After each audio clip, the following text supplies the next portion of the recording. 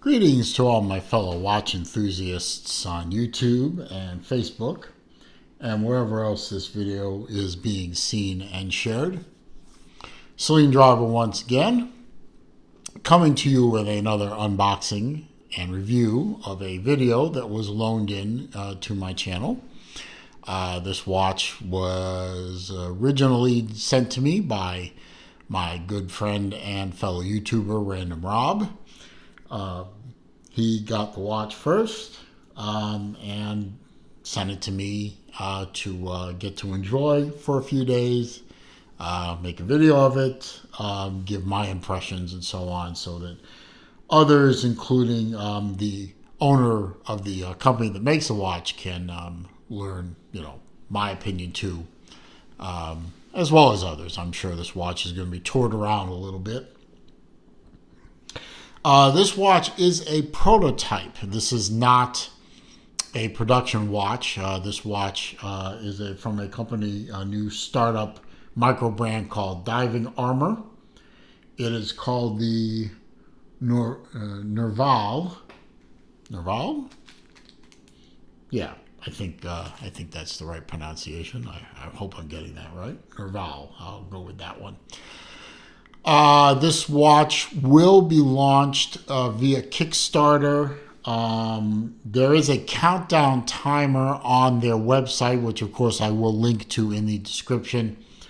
It looks like it's aiming for a mid-July 2021 release.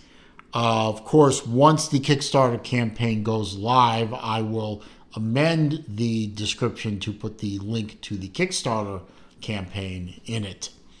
But for now, you can jump over to the website, and I think you can sign up for alerts and that sort of thing. And this watch might be one that you might want to keep an eye on. I mean, this is a very unique looking watch. And the watch that you're going to see here, from the information I've been given, is pretty close to final production. Now, there might be a few changes, but I was not told what those changes would be. If the owner of Diving Armour wants to jump into the comments section down below there and make note of what changes they are deciding on between the release of the video and the release of the watch, please feel free. Nice packaging. I do believe this is going to be the packaging that is going to make it to production. It's very nice, kind of a leatherette slide kind of thing. They did also send in another watch strap, kind of a canvas-looking sporty material strap. Quick release on the spring bars. I didn't want to open it because I didn't want to mess with taking the bracelet off, because, quite frankly, I like the bracelet, so I just left it sealed up.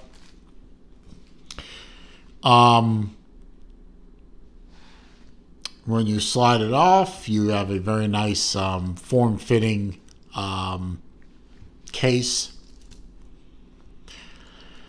And then you have the watch itself. Now, this is an uncommon design in a few different ways. The first thing right off the bat, the faceting of it and the squared off look of it gives me a definite Audemars, an AP Royal Oak vibe to it, especially with the integrated bracelet held on by screws, no less, at least up there. It has to be a pivoting hinge because of the bullhead on the crown.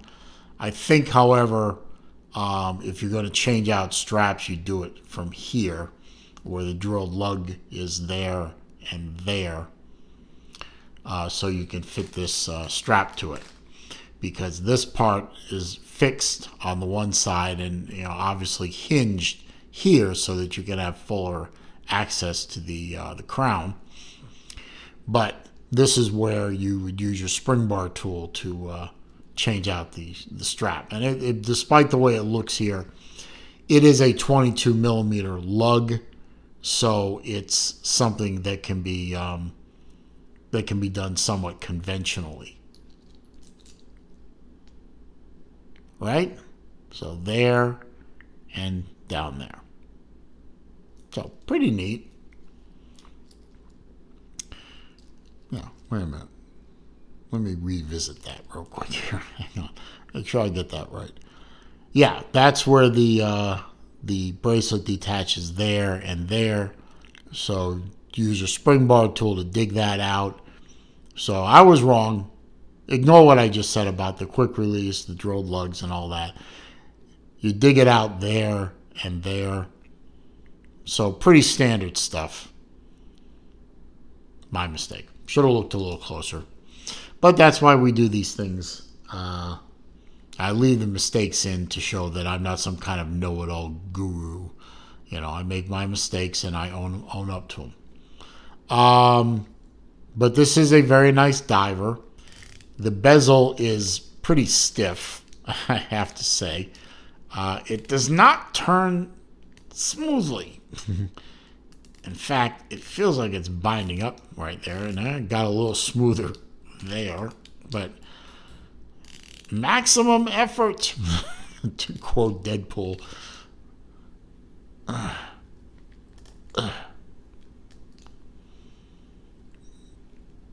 Boy, you guys over at Diving Armour might want to rethink that bezel spring a little bit. Oh, it's off-center, my OCD. Yeah, the hell with it. The hell with it. Date window at the 6 o'clock. Otherwise, a simple three-hander with a nice bright orange second hand going there. Full loom on the bezel insert, as well as the indices and the hands. So really nice looking diver. I'm really a big fan of this bracelet. I mean, obviously it's a signed bracelet. You can see the Diving Armour logo there. It's a very solid click, very vocal, and it's solidly anchored. But here's the part I like. Zelos used to do this type of clasp, and then they got away from it, and it's sad in that event. But you push these pushers in, ratchet. It ratchets. So a nice, and of course you have a couple of holes here to play with in terms of the anchoring point of the bracelet to the adjuster. But I mean, this type of adjustment, there's some plastic on there I didn't get a chance to remove, which is probably why it's not as smooth as it should be. There you go. Goodbye. Anyway, much better. So you see, I mean, you can adjust this thing on the fly, which I love this type of bracelet. I mean, you can have fully closed is the way I would normally, but if my wrist heats up in the summer sun, I can just open it up fractionally and play with it that way. So I like this type of class. This for me is a major selling point. I mean, the bracelet itself is beautifully done and big and chunky with a nice taper. The adjustable links, the removable links are set with screws, which is a plus. Is that another piece of plastic there? Might be. Anyway, let's give you a wrist shot. Luckily, this fit me right out of the box here because it didn't send any extra links, which, it's a prototype. What do you expect? But on my 7 1/4 inch wrist, it fits beautifully. Even with the integrated bracelet the way it is, it hits my wrist very nicely. Now, given the size of this bracelet at the link part, and it doesn't, flex very much, I'd say probably down to a 6 3/4 wrist before it becomes a little bit too circus-like. But I was wearing this all day today before I started making this video, and it's a very, very comfortable watch. It's a very good-looking watch. I had to take my daughter out to lunch today, and even she remarked about the watch, and she's not a big watch person. Not yet, anyway. I'm working on it. Big unique selling point here, obviously, is the bullhead crown, the crown at the 12 o'clock. This is not something you see all the time. It is a screw-down crown, and it's nice that this bracelet folds. You can see how the case stops right there, but the bracelet for this part mimics the fixed part here, but it is hinged and folds completely out of the way, so you can get to that crown unencumbered. It is a screw-down crown. If you turn it sideways, it can function pretty much like a regular crown. It disengages very nicely. One click is the date setting, and then 2-click, and it's now hacked the movement, and you can set the time very easily. Back in, watch runs, a few quick turns, and the crown is re-engaged, and then you flip that back up and you're ready to go.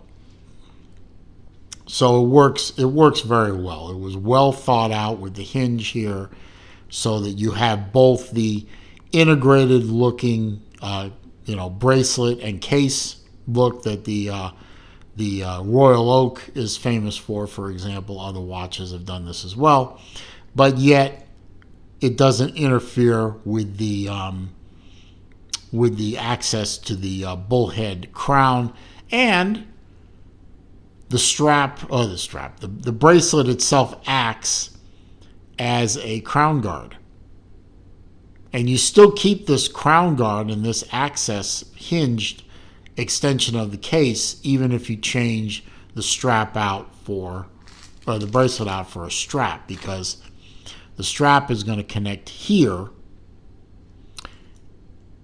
and here. So this stays even if the bracelet goes.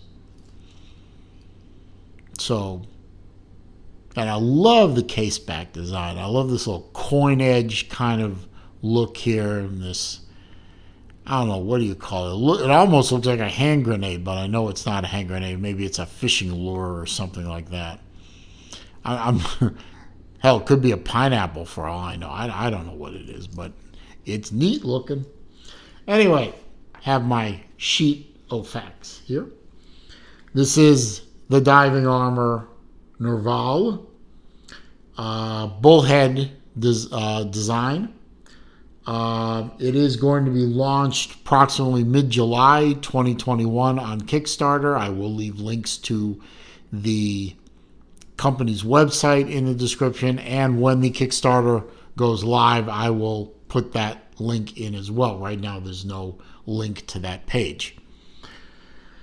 Early indications are, and this is a snapshot in time, so this could change between now, which is mid-May or mid-June when you're seeing this most likely, and launch date, but right now they're targeting for a $399 early bird launch deal. Considering what you get for $399, that ain't a bad price. She's powered by the Miyota 9015 movement, date window, hand wind, hackable, automatic movement, tank tough movement, just like all the Miyotas and the Seikos that most of these micro brands favor, and easily serviced if and when it does need to be serviced. It can be done local to you. Almost any watchmaker worth his salt can work on a Miyota movement. You get a sapphire crystal, so at $399 price point, you do get that sapphire crystal, which I think is something that should be available on watches all the way down into the mid-100 range at this point in time. 316L stainless steel case, 316L stainless steel bracelet and clasp. And I think it's a beautifully done bracelet. I really do. It's a very unique bracelet. It's a great selling point for the watch. I really dig it. I really do.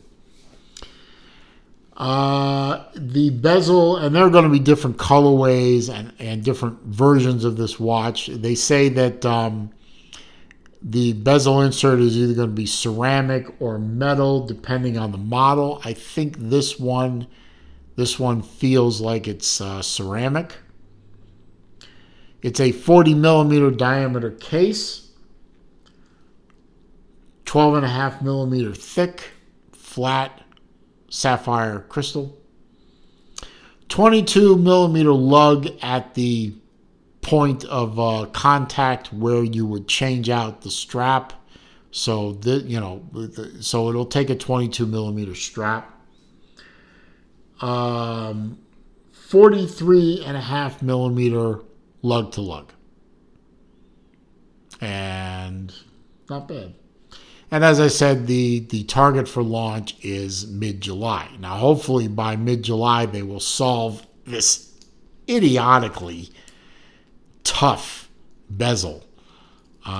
Maybe it's just the problem is this particular watch. I don't know. It gets a little easier as you get back up to the top again. Haha, I did it. My OCD is satisfied. But down in this area, this quadrant, it's silly tough to turn. It gets worse as you go here and then gets better as you come up here. So hopefully that's just a quirk of this watch. But hopefully Diving Armour will work on that, make the bezel spring a little easier and more user-friendly.